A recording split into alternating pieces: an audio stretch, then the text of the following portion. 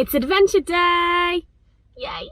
So today I've decided that I'm going to walk the whole length of the Malvern Hills end to end. There are 15 hills and it's about 10 miles. So I'm pretty excited. You can't come today, your legs are too small. Sorry.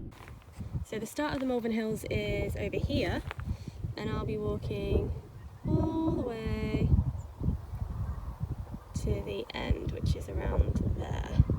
Got to the car park at the south of the Malvern Hills. I'm parking at Chase End car park and then walking north. Okay, we're off.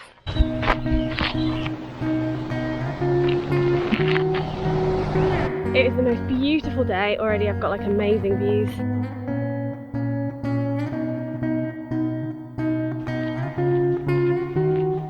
Hill number 1, this is Chase End Hill. My first trig.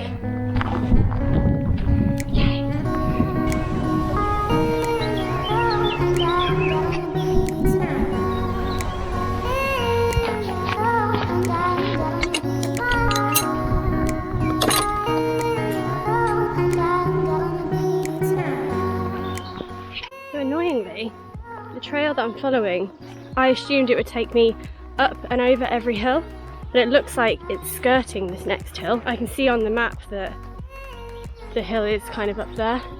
We'll see.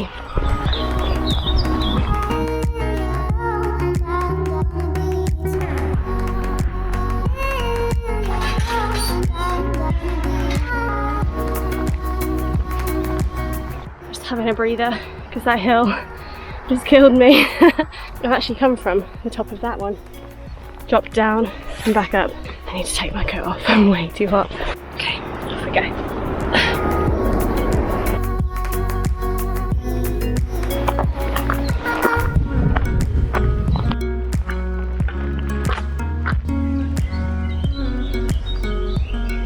I've reached hill number 3, Midsummer Hill. Views are pretty amazing. I'm heading over there. 3 hills down, 12 to go.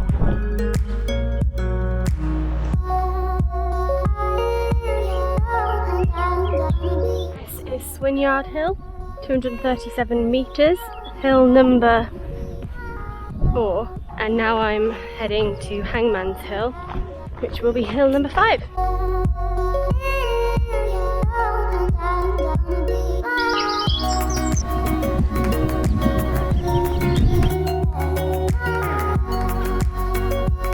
Just coming to the top of Hangman's Hill, hill number 5.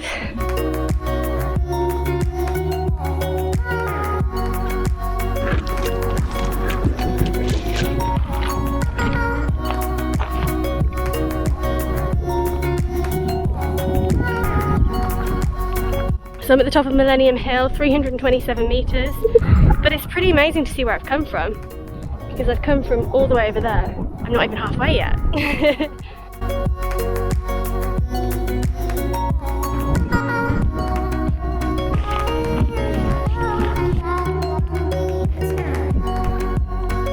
Just had to drop down onto a main road and now heading back up. I think I've got about 7 hills left. So I'm about halfway. I've just done over 5 miles. It's actually pretty tough on your legs when you're constantly going up and down. I think when you're climbing a mountain and you're just constantly at an incline, your legs and your muscles kind of adapt to the movement.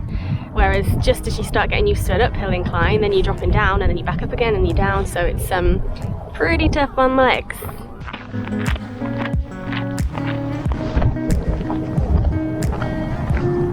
On hill number 8, Pinnacle Hill. There's hill number 9.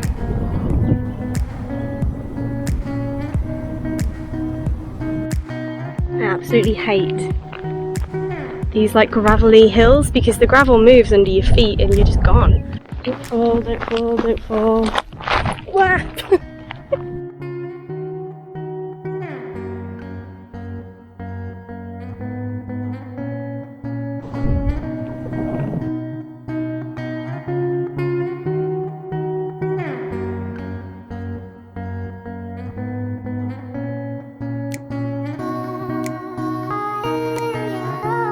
highest point of the Malvern Hills, 425 meters, hill number 12, I think.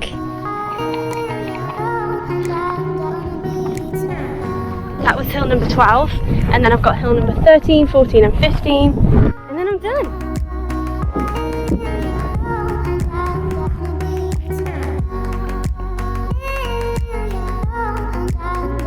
5 hours in, 9 miles.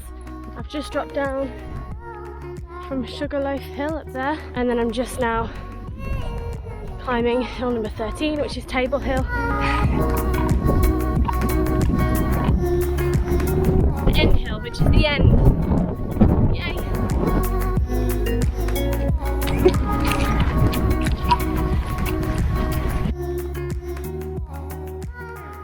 Okay, I'm done. So that was 10.4 miles and 5 hours 40 minutes. I did faff around a little bit with the camera, so you could probably do it quicker than that if you wanted to. So the only thing with this route is that you end up 10 miles away from where you start. So ideally you'd probably need 2 people and leave a car at each end. It was a really nice route. I would definitely recommend it. It's something that I think all abilities can do. So if you're not really into hiking or you haven't really done much, you haven't had much experience, it's definitely something that I think would be pretty manageable. Yes, there are a couple of big hills which are a little bit tiring on your legs, but it doesn't take long to get up them, and the views are definitely worth it when you do. So if anyone has any questions about the route or about anything that I've done today, then just drop me a message. But I will share the link to the route that I used today in the video description.